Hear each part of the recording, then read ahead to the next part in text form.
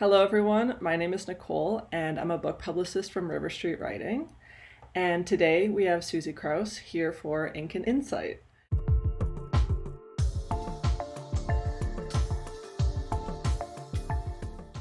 So, Suzy, if you could tell us about yourself and about your book, that would be really lovely. Hey, so my name's Suzy. I live in Regina, Saskatchewan. I grew up in a little village called Frontier, about 5 hours away from here. My book is called I Think We've Been Here Before, and it's kind of a cozy little story about the end of the world and the end of humanity and how a little rural farm family deals with that. I'm interested to know what kind of inspired you to do this story. Like, was it topical to your current life, or yeah, what kind of personal connection do you have to this? Well, it's kind of funny. A lot of people are saying it's kind of topical to all of our current life right now Yeah. with everything going on in the world. But at the time that I wrote it, it was kind of post the initial COVID stuff that was going on, and there was a lot of division, Yeah. division. Yeah, and I think that's ramped up a lot now, but it was very present in about 2002 or 2022 when I was writing this. Yeah. Um, but I was going through a lot of changes in my personal life, just a lot of friendship changes and big life changes. And I was having these dreams that kind of went along with it, where I was dreaming that the world was ending. Oh, yeah. And a friend of mine told me that when you have dreams about the end of the world, it is usually your subconscious working through a lot of big changes in your life and a lot of things that feel like they're ending. And so those dreams, like when I tell people I have this recurring dream that the world is ending, people were a lot of people were saying like, oh, that's kind of a scary dream, or that doesn't sound fun. But I actually really liked those dreams, and I could really see that it was my subconscious working through big changes and kind of reassuring me that it was going to be okay, that the things that were ending were necessary and good. And so I wanted to write a book that kind of reflected that, where it's like this big, huge disaster where the world does end, but it's okay, and everyone understands that it's okay. Yeah, I quite enjoy that. And I actually find there's a really interesting connection between dreams and writing process. Like this keeps coming up in different interviews I do, and I know it happens for myself as well when you get so entangled in this world. It's really interesting how that does manifest. It's both a creative thing and also like a processing mechanism going on Yeah, in your mind. and I'm sure that has to do with like the things that you're working through always come up in your writing, right? As they Yeah. come up in your dreams. So it's an interesting thing to see how it all goes together. Yeah, because writing is an art practice as well, right? Like people do understand that when you're painting, oftentimes you're processing and reflecting on your life and your identity, but it's the same thing with writing, and not everyone thinks about that the same way. Mhm. In your book, you have themes of humanness and connection and family, and kind of talking about all of this. I'm wondering if you had any revelations while writing this about your own family connections, community, all that sort of stuff. Like, did anything kind of uncover itself to you while writing this book? Yeah, this book probably more than like that happens with every book that I've written, where I'll be like thinking about writing it, and then I'll be like, oh, like that really makes something clear to me that I've been wondering about or worrying about or whatever. But this book was especially that way. There were so many moments where I was just like, I'm trying to figure out, how different people would react at the end of the world. Yeah. And you think about how you would react, but then you have to start thinking about how other people might react. And I think I saw a lot of parallels to the way that people I knew reacted to COVID, when that kind of Yeah. at the very beginning of that, it really did feel like the world was kind of ending. Yeah. We saw the ways that different people reacted to that fear, and um, and to each other's fear and to each other's reactions when other people reacted the way that you wouldn't want them to react. Everything when you're reacting, um, it feels so common sense, your own reaction, and it's hard to understand why another person wouldn't have the exact same reaction to a situation as you would. So writing this book, I think it helped me have a lot more empathy for people who reacted to that differently than I did. And I kind of also felt a little bit like, oh, I wish I could go back and do some things again. Yeah. uh, yeah, and just like there are relationships that like I feel were really damaged by that time that I wish I could have just like, not that I would change the way that I reacted to it or my beliefs about it, Yeah. but that I would have had a lot more empathy for other people's reactions and more space for them to react differently even. Yeah, it can be, especially in a time where that's so emotionally charged and there's politics and everything, it can be hard to really like separate the nuance from your own emotional reactions sometimes. And yeah, it is one of those things where it feels harder to get into someone else's head and understand that perspective when it feels clear and blatant to you. Mm-hmm. Mm-hmm. Yeah, Um, like in my I put Irene is the one who just yeah. doesn't believe that the world is ending. She gets this letter in the mail from some people who say this is just a conspiracy. It's not actually real, and it was good for me to try and draw a character not maliciously and not like, oh, she's so dumb, she doesn't, she doesn't see what's happening, but to like see how it's her fear and her love for her son and her husband that like causes her to psychologically block, Yeah. reality and things that seem very obvious. It was really good for me to kind of do that exercise. Yeah, view the person as having almost a coping mechanism and a defense rather than trying to be Yeah. abrasive towards other kinds of people. Yeah, Mm-hmm. that makes sense. And I know the story's set in Saskatchewan, and I'm interested to know if that was like if there was a intentional meaning behind that. Like I know you live in Saskatchewan, but not every prairie writer does that, right? We sometimes go outside of that. So I'm wondering if that felt important to you or what that decision was about. Yeah, I so when I first started writing, I wanted to be published by like a bigger house. And so the advice that was always given to me was that you have to set your stories in places that more people are familiar with. So Mm-hmm. that's why like a lot of big books are set in New York, or Yeah. like if you're a Canadian writer, you're going to set it in Toronto or whatever. But I landed at a house in the States that was actually really open to me setting my stories in Saskatchewan. I talked to the editor there, and she was like, I think people will like that. Like, there's not a lot of stories set there. Um, so there, I was really thankful for that because that's not very common.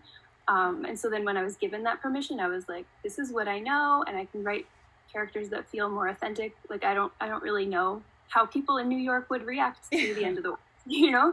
Um, so it was fun. I was really glad to have be given that permission to write close to home, and it does feel very important to me because there's not a lot of books set here. So Yeah, I quite enjoy that too because it is a part of a bigger thing as well where you get people who don't know anything about Saskatchewan to start knowing stuff, right? Whether it's in that book or that conjures them to do further research. mm-hmm. People might discourage setting things in lesser known small towns for that non relatability factor. But how are we ever going to get to that point if we don't have more books about it? Yeah. And Yeah. I'm a person who likes reading outside of my experience. So I'm like, why Yeah. wouldn't someone want to read about Saskatchewan, right? Like, Yeah. if I were here, I would be interested. So, Yeah, I mean, I feel like even recently I picked up a couple Japanese translations, right? So there's some things that I have to learn about these different places that they're set because I've never heard of it before. But that's a discovery process that I think a lot of readers are willing to do because that's also how it is to read, right? You're discovering things as you're going along. that's the gift of reading is Yeah. seeing other people's view of the world and different places that you wouldn't experience yourself. Yeah. Yeah. Um, Another note of your book is, and with the theme of end of world, mortality and kind of the conversation around death and illness, but having more of this hopeful perspective on it. Was that something you wanted to write about because you find that there is more of a lack of that? Is it out of the kind of doom that people were feeling, the overly intense I don't necessarily want to say negative perception of it. Obviously, mortality is a big conversation, but it's one that's constant and it's necessary, and people need to have them. So, yeah, I'm just wondering what that process was like for you in wanting to write about this and bring this conversation up. Yeah, I think it's funny. Like, I think every single one of my books that I've ever written deals with death as a main theme. And I don't do that I don't think I do it on purpose. I think it's just something that I've like always thought about ever since I was very little. Like, I just have thought about, I would lay awake thinking about death and like what happens to you when you die, and like, and I think that a lot of people, I would like to talk about it a lot, and people were like, Suzy, that's super morbid. And I was like, why morbid? It's something that happened. Like, it's gonna happen to every single person. And I think writing is the first place where I've ever been allowed to just like have free reign to like think about it and talk about it and work through it. And then now when people read my book, they talk about it with me. It's not like, you're so morbid. They're like, okay, well, we have to talk about your book. So so I feel like writing has been a gift to me in that I can finally like think about like actually dying. Like in this book, you know, it shows people dying. That was really like, I think it was healthy for me to like actually face that and write about that, and to think about what it looks like when you know you're going to die. And a theme in the book too is just that like, it's kind of funny to frame it as like, these people are so special because they know they're going to die. And it's like, everyone knows, like we all know we're all going to die. These people are not special. Their timeline is just very short. As far as they know. But yeah, that makes sense. I think there is a bit of a taboo around it, and it is interesting that there is, because I feel like death is such a prevalent, it has always been a prevalent part of life, and the way we look at death and how death happens does change over time, in terms of like our causes. But yeah, it is something that obviously it's the unknown, and we've never as people been good with grappling that. As soon as something is unknown and there's questions, it's every single opinion, every single version of overthinking happens. Do you find that like in writing this book, or even just your writing practice in general, this does kind of flow out of you naturally if they are topics you're already thinking about, or do you have these moments of hiccups or tension or writer's block where you have to put it down for a period of time and come back to it, or research or whatever? Yeah, this book had a lot of those kinds of hiccups because it started as two separate books. There was the storyline about Nora and Jacob, and they meet in Germany, and they feel that they have met before, but they don't know why, and there's no way that they possibly could have met before, but they're very familiar to each other. That was a book that I started writing in like 2020, and I had to put it away because I like to start a book with just a question that I just don't know the answer to. And so the question at the heart of that book was like, why do they feel that they've met before when they couldn't possibly have, and why do they feel so familiar to each other? And I like wrote half of that book, and I was like, I can't come up with like a good answer for why they would before, so I put it away. And then I started writing this other book about this farm family who finds out the world is ending, and I wrote the whole book. And it was like, I got to the end and I was like, this doesn't really have like a good, I don't know, it just doesn't feel compelling to me. I've written this whole book and it doesn't feel compelling. And then I realized that if I put both books together, that the answer to the question of the first book could be answered in the second book. But yeah, it was a lot of like, I started writing this one and then I put it down, and then I started writing this book. And then to like finish this book, I had to do a bunch of research. Into like physics and stuff like that. So it was a long time coming then. It was a very, Does it feel good though? Like now that you have it done, you're excited to get on with the next project?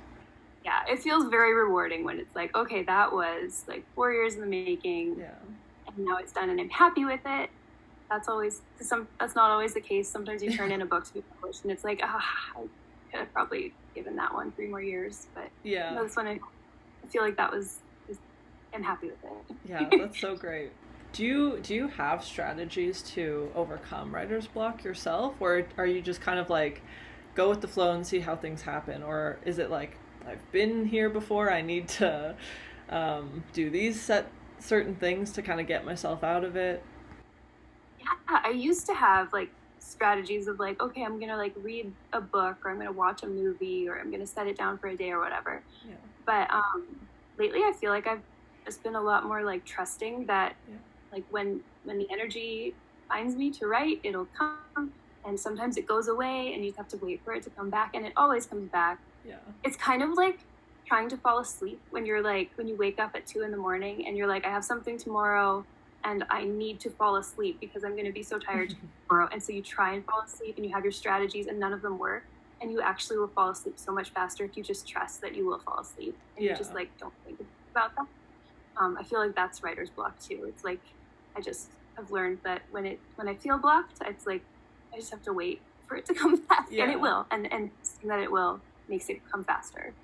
Yeah. No, I totally agree with that too. I feel like when I first started off writing myself, I had a lot of anxieties around that. Like if I was having blockages, kind of this like, am I ever gonna get out of it, a bit more intense. Whereas now, even whenever I've written a book and then I've finished writing it, I usually don't write for, I don't know, 4 to 6 months afterwards. Yeah. Especially with poetry, because I specialize with poetry.